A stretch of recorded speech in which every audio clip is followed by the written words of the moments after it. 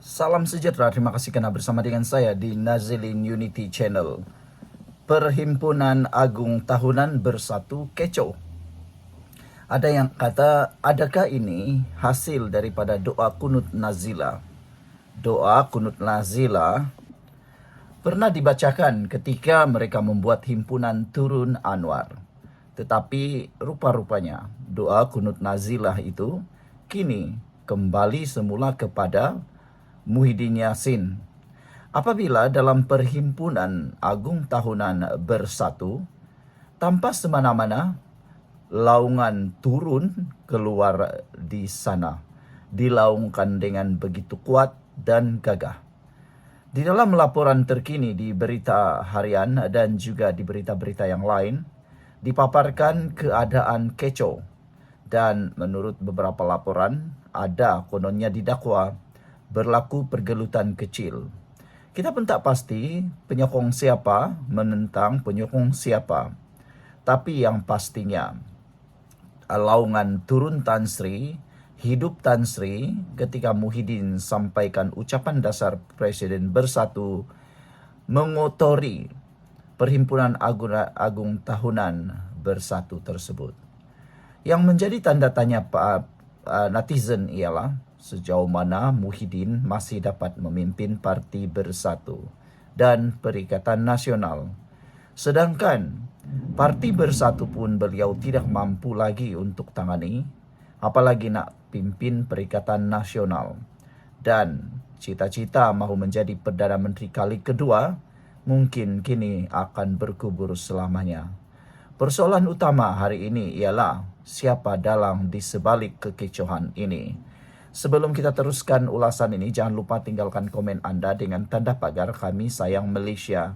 Tapi sebelum itu izinkan saya kongsikan dahulu, ini Transfer Factor for Life, terapi imun yang meningkatkan daya imun badan kita sehingga 400% secara umum dan ringkasnya.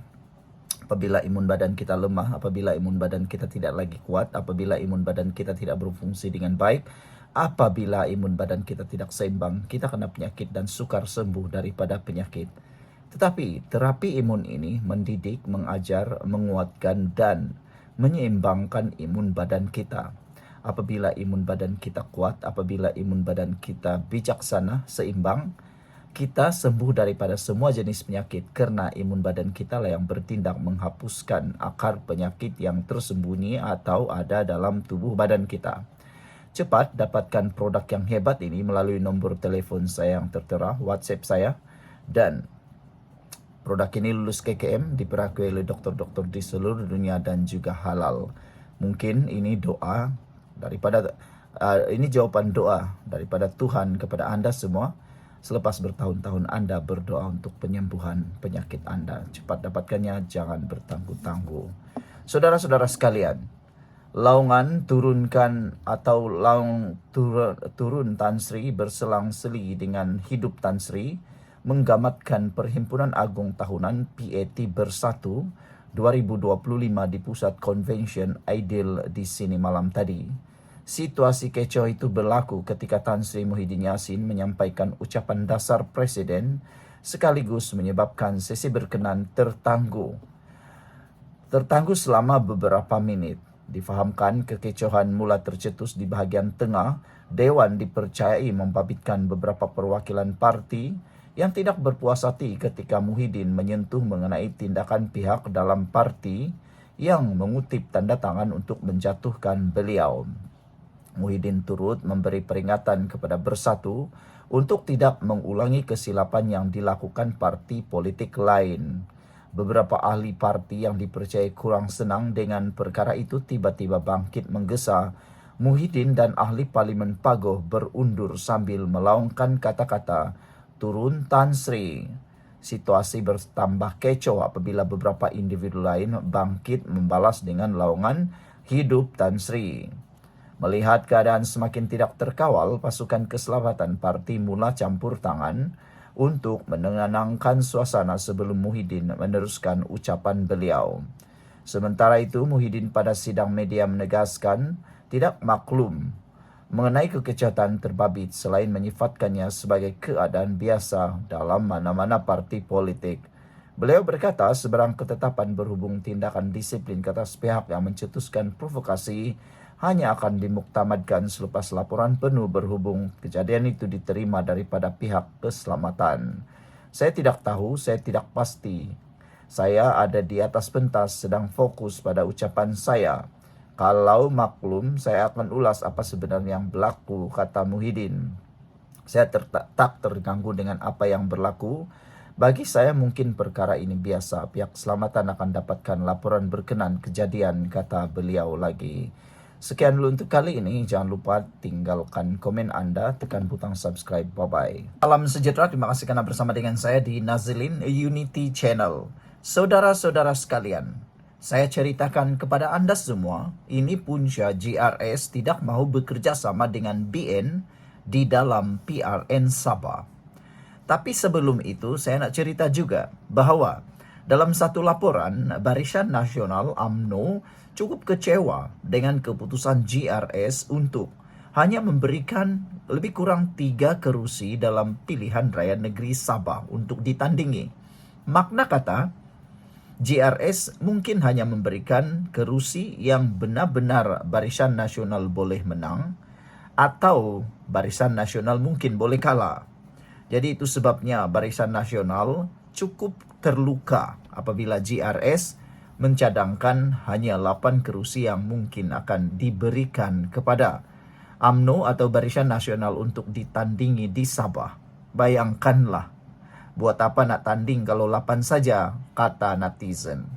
Tapi ini pula jawaban GRS mengapa mereka tidak mau bekerja sama dengan BN. Jadi, kalau BN sudah beri jawaban mereka terluka karena 8 kerusi sahaja yang diberi, GRS pula buka cerita kenapa tidak mau bekerja sama dengan BN di dalam PRN Sabah. Keunikan politik Sabah dan amalan demokrasi di negeri tersebut adalah punca.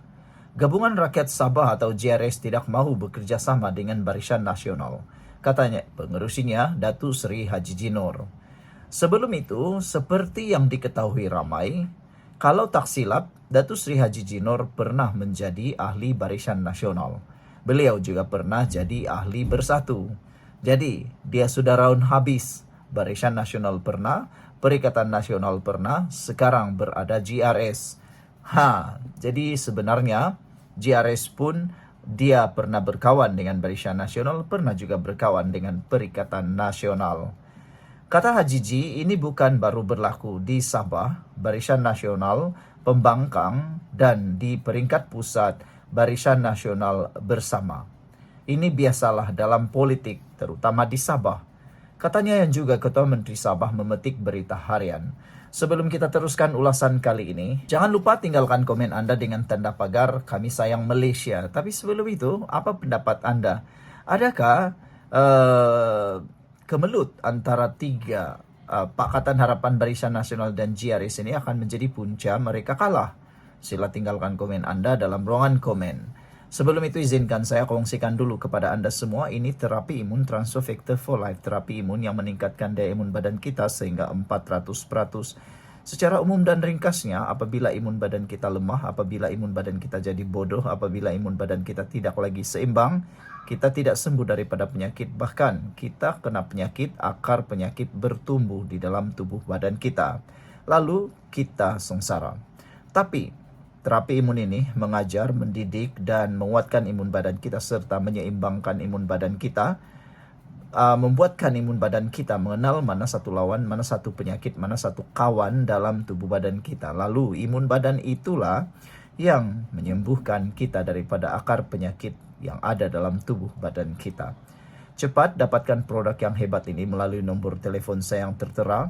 Dan ingat, produk ini lulus KKM, diperakui oleh dokter-dokter di seluruh dunia dan di Malaysia, dan juga halal. Mungkin ini adalah jawaban kepada doa Anda selama ini untuk bebas daripada masalah kesehatan Anda. Jangan tangguh-tangguh, orang bertangguh selalunya rugi. Saudara-saudara sekalian, Haji Ji berkata demikian ketika ditanya berkenan keputusan Barisan Nasional yang bercanggah dengan hasrat Perdana Menteri Datuk Seri Anwar Ibrahim. Mengulas lanjut, beliau berkata, GRS belum memutuskan sama ada gabungan itu benar-benar tidak akan bekerja sama dengan BN dan akan membuat pengumuman selepas dimuktamadkan. Beliau juga mengulangi komitmen bekerja sama dengan Pakatan Harapan, mengambil kira Kerajaan Sabah dibentuk dua gabungan itu. Itu terpulang kepada Barisan Nasional dan UMNO. Jika tidak mahu kerjasama, katanya lagi. Semalam, Presiden UMNO Zahid Hamidi mengesahkan UMNO Barisan Nasional menolak kerjasama dengan GRS, namun meneruskan kerjasama bersama Pakatan Harapan PH. Anwar masih mahu Barisan Nasional, GRS dan Pakatan Harapan bekerja sama dalam pilihan raya negeri Sabah. Sebelum kita berakhir, sila tinggalkan komen Anda. Berjayakah Anwar membentuk Pakatan Tiga Segi ini? Sekian dulu, kita jumpa lagi. Bye-bye.